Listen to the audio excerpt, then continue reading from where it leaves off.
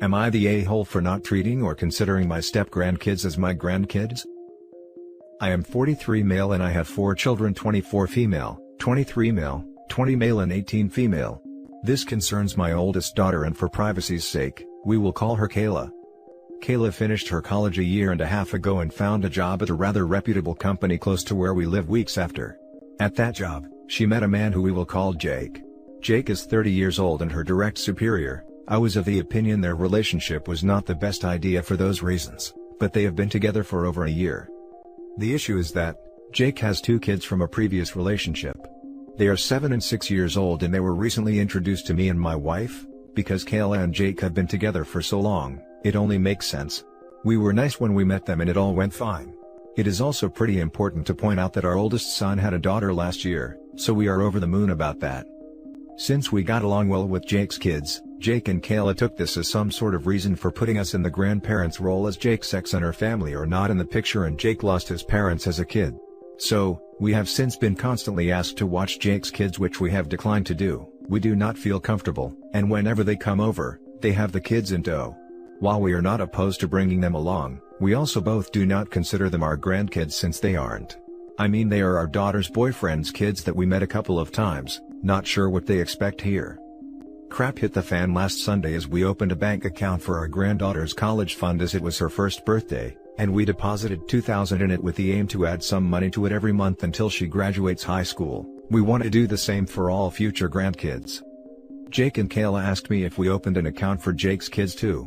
I was surprised by the question and said no. They asked if I would on their birthdays, and I said no, adding that I didn't even know their birthdays. A huge argument with lots of screaming ensued where I was forced to tell them both to leave because it got very heated. This was 2 weeks ago and Kayla has not reached out since. We are really close, so this is very weird to say the least, and I have been doubting what I said more and more. I was wondering if we are missing something and if we are the a-holes in this situation? Now for the top comments. Not the a-hole, the entitlement here is off the charts. Jake and Kayla aren't even married, so they aren't even her step-kids, let alone your step-grandkids. If and when they get married, then you may have to reevaluate this. But for now, it would be super weird to be expected to open accounts for kids of your daughter's boyfriend. I just think the entire concept is weird, and I am not sure how I am supposed to feel the same about them as I do my granddaughter. Obviously, I am not rejecting or trying to exclude them, but Jake's kids are not my grandkids. Not the a-hole. They are not married. These are not even her stepchildren. What a crazy idea. And if they break up, what happens? Even if they did get married, you are free to do with your money what you want. That is why it feels awkward even if they were married. I doubt I'd feel the same as I do with my son's daughter about kids I have no relation to. Not the a-hole. If they were married and the kid's been in your life for years, it would be different, but these are just your daughter's boyfriend kids that you just recently met. The fact that Jake was a part of the argument is concerning, because at least Kayla looks at it as not being fair because her brother got money. But Jake is upset that his girlfriend's parents aren't giving money to his kids, is ridiculous. Yeah, I am not happy about Jake forcing himself into the argument either. Now for the next story.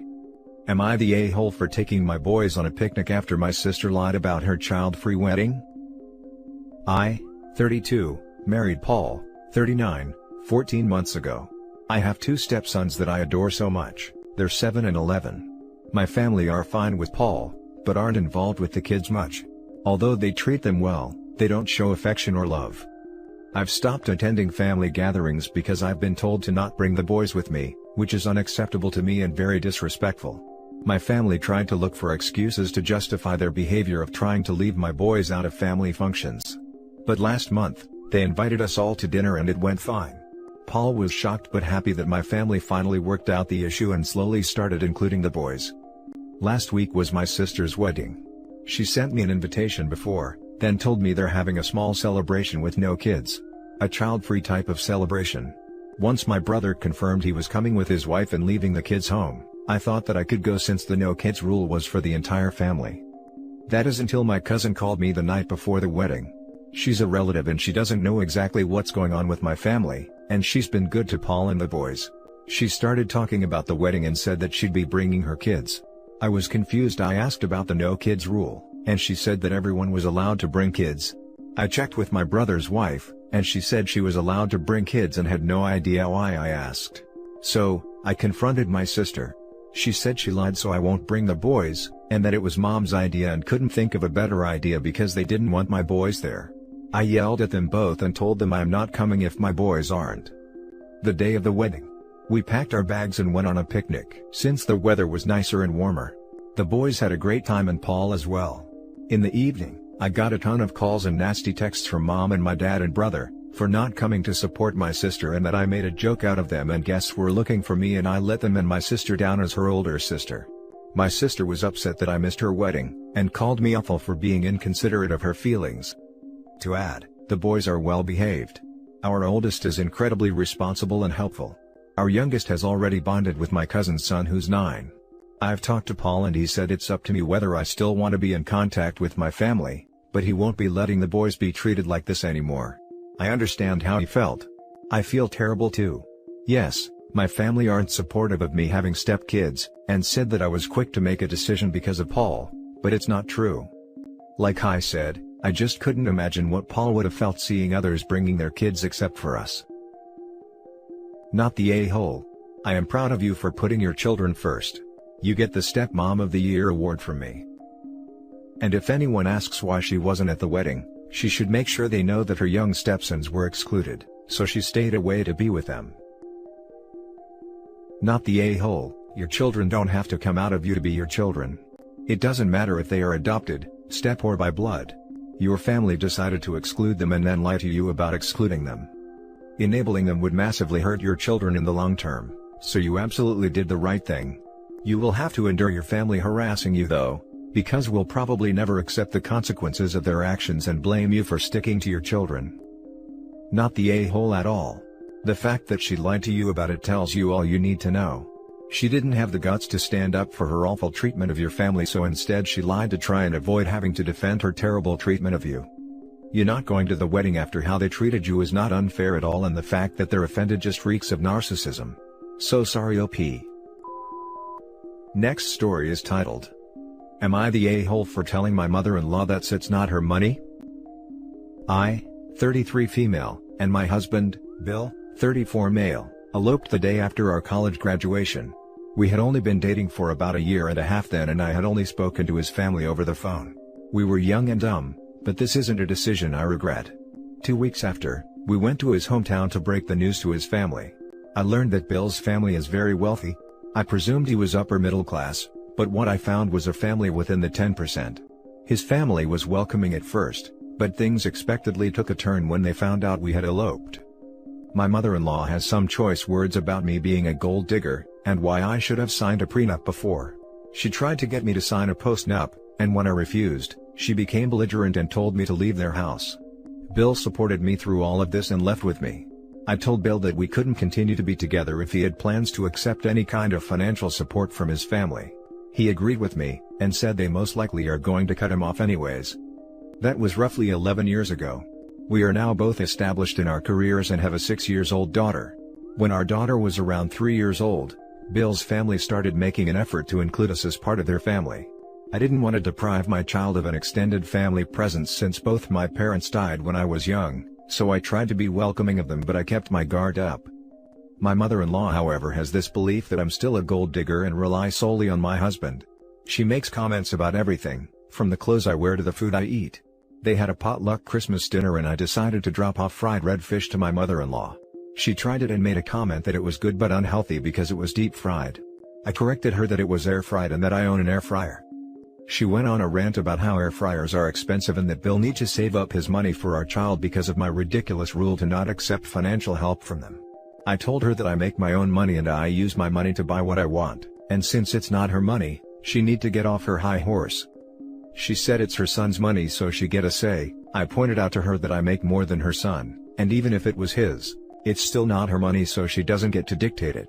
I haven't spoken to her since Christmas and my daughter keep asking about her. My husband wants me to apologize to keep the peace, but I feel like I've had enough of this woman. Now for the top comments.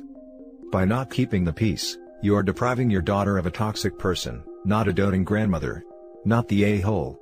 You're teaching your daughter some powerful lessons. Good on you OP. I think OP is completely right to not apologize. But are we sure the daughter even knows? She's only be a kid and some adults do tend to be a-holes out of earshot of kids. I would hate it if the daughter somehow got to hear a twisted or oversimplified story like, "Mommy hates grandma and that's why we can't play anymore." I want to make sure daughter knows grandma isn't always nice, and you don't have to put up with this kind of people. But, isn't this along the lines of craps talking exes to the kids? Don't they say do not crap talk per se, but explain things like mommy and grandma disagree / had a fight / she misunderstands kind of way? Crap talking isn't telling the truth. You can inform kids in a kid-friendly, non-inflammatory way, and it's not crap talking. Honey, we aren't visiting grandma right now because she's in timeout. She wasn't kind to mommy, and you know it's important to be kind to others, right? Sometimes grown-ups break the rules, too. And it doesn't make it okay just because they're grown-ups. Does that make sense? That young, everything is an opportunity for a lesson. This is a great one to teach boundaries and kindness, even when a person is a loved one, adult, or an authority figure. Not the a-hole. If your husband feels like forcing someone to apologize, he needs to be calling his mother and forcing her to apologize to you. Your husband doesn't seem to understand that an insult to you is an insult to the dignity of his personal nuclear family. This is a very common problem where couples don't realize that they and their children together form a separate entity which has a status of its own in society, and must be protected like personal reputation. Edit: I went to sleep after posting this and I've been trying to read everything all day. To answer a few questions, I do not know their exact net worth, but if I was to estimate, it will be more than $50 million US, so maybe not 10%, but I'm not an economist lol. My husband's great-grandfather started their real estate company, and it's been in their family since. Mother-in-law came from a wealthy family as well, and the wife of my brother-in-law had to sign a prenup. As far as the air fryer goes, I won't be surprised if she didn't know the price. Mine was like $60. They have a live-in chef. Regardless, she has tendency to complain about everything I do, and this is not the first time she has made comments like this. I spoke to Bill this morning and told him that I'd like to go no contact with his mom for the foreseeable future. Our daughter can have a relationship with her, but he has to coordinate it. I also plan on talking to my daughter about what's going on between her grandmother and I, not the full details, but something along the lines of us needing a timeout from one another as suggested by one of the comments. Thank you all so much. Now for the last story. Am I the a-hole for not wanting anything to do with my highly disabled secret brother? I, 21 male, thought until I was 15 years old, that the only sibling I had was my twin sister. In that year, my parents thought we were old enough to learn about my older brother, then 18 male, now 24. This guy has a serious neurocognitive disorder, to the point of being absolutely dependent, hence, the reason he has spent most of his life in care facilities. My parents have been present in his life, paying for his care in good places and visiting him regularly, but they never included him on our family's daily lives, didn't brought him home for holidays or spoke about him very much. My extended family knows he exists, but I am sure they don't know his name. Back then, it was shocking, but my parents never forced us to interact with him, and in my case, I kind of shrugged it off. Never wanted an extra brother, and for me, he was a stranger. On the other hand, my sister decided to create a relationship with him, joining my parents' visits. Apart from that, it's hard to speak about other kind of bond. This year, my father had a health scare. He is fine now, but as you can guess, he is thinking about possible scenarios. That includes, who would take care of my brothers if he and mom die? The quick answer is me and my sister, but I told them that, as far as I am concerned, my brother doesn't exist. If the circumstances came where I was the last resource, I would just let him slip into our country's social care programs. Which, being honest, are kind of bad. For you to understand better, even with the mental state he has, among other issues, he is otherwise healthy, and is expected to live well into his 40s, even if his psychological age is the one of a 3 years old. His current care is highly expensive, and I don't want to have that kind of economic burden in my life because of someone I have seen, without exaggerating, 3 times. Curiously, my parents understood and told me they are trying to leave him a lot of savings, hoping that at least I could deal with all the administrative burden. If the money ends before he dies, they don't expect my help. I accepted that. Who is really mad, is my sister. As I told you before, she chose to be involved, and unlike me, is unable to think about letting him die in some government hospital. Nevertheless, She knows that the economic impact would be tremendous, and thinks that if the need came, I am obligated to help her 50-50. She also resents the fact that I just don't care or love our brother in any way or form, even after years of her trying to guilt-trip me on being there for him. Obviously, we are all dealing on hypotheticals. I hope my parents don't die in the close future, but it all has left a dense aura in our home. The answer may be obvious, but I am curious if, considering the only thing I share with this guy is the DNA, I am the a-hole for not wanting to take care of him. Not the a-hole. Your parents are major a-holes though. Your brother should have been part of your lives. Your sister is angry at you for something your parents did, keeping you and her separate from your brother. Also, and most significantly, your parents should have been planning much sooner for funding for health care for your brother for his remaining years. How would your sister feel if your parents willed their estate to be liquidated and put into a fund to support your brother? Because practically that's probably what they'll have to do. Karma sucks. Not the a-hole. A sad situation. The only a-holes are your parents for keeping him a secret for so long. It makes sense that you were not bonded with him. They sprung your secret brother on you 15 years into your life. I also understand why your sister is upset, but she should really be upset at your parents and not you. It is not your fault that you do not feel it is your obligation to take on the financial/mental burden of caretaking for him. It is your parents' fault for making your own brother a stranger. That's bizarre that your parents kept him secret. That's the sort of thing that I would expect to have happened decades ago. What prompted your parents to reveal him when you were a teenager, and why did they keep him secret? Also, I'm assuming that if your parents passed tomorrow that you would have no way of contributing to his care anyway? I can't imagine many 21-year-olds could. What makes your sister think she can afford it? Happens more than you think with very severely disabled children who need round-the-clock care. And that's it for this video guys. If you have thoughts to share, leave a comment below. Don't forget to hit like and subscribe if you like this content. I'll catch you in the